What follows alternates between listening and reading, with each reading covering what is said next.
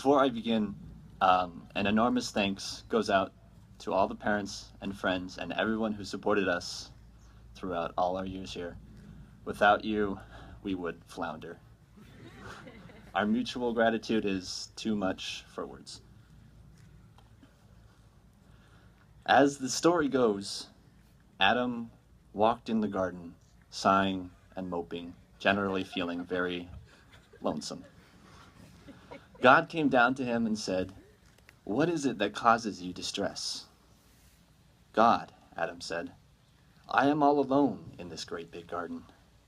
"True," God replied, "I shall have to remedy this.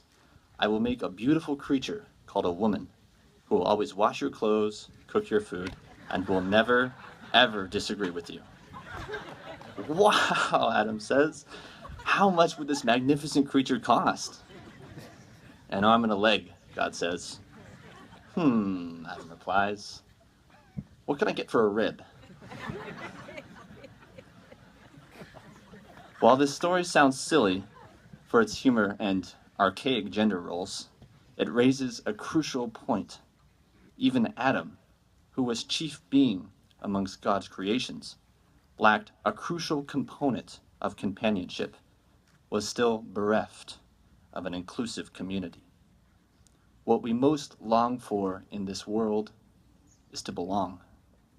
We want a society around us, a people with which to identify, a community to build and then live within. We feel despair most deeply when we are alone. Even Frankenstein's monster wanted a friend, and he was, well, a monster. Take a look at the faces you see before you. You will be hard-pressed to find a group of young people so welcoming, so unbelievably magnetic, that they can pluck strangers from isolation and create a de facto family simply from their own organic inclination for joy.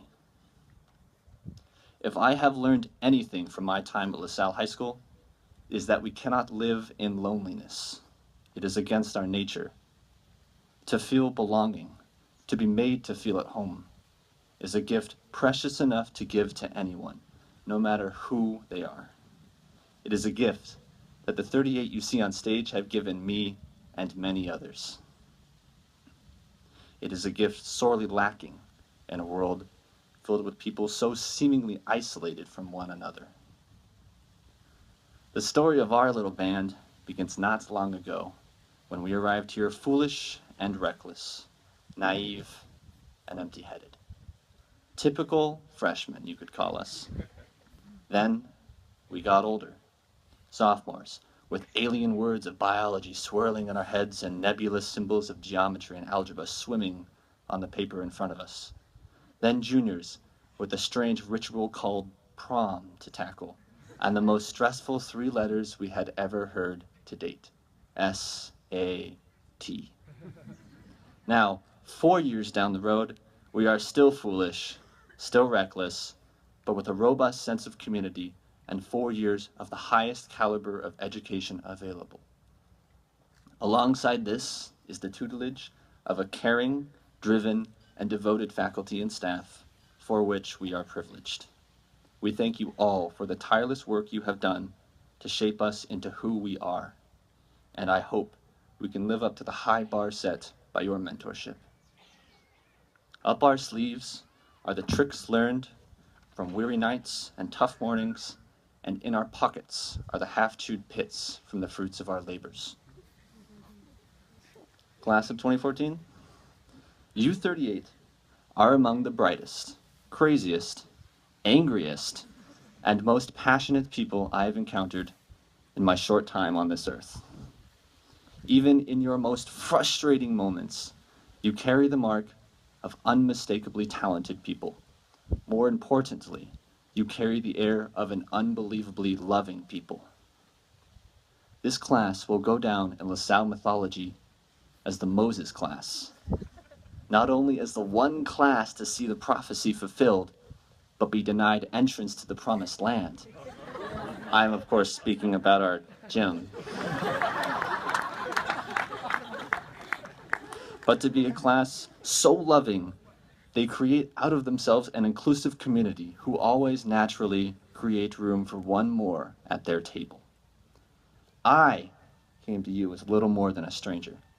By attending LaSalle, I had left most of my friends behind, and I feared my anonymity would leave me friendless.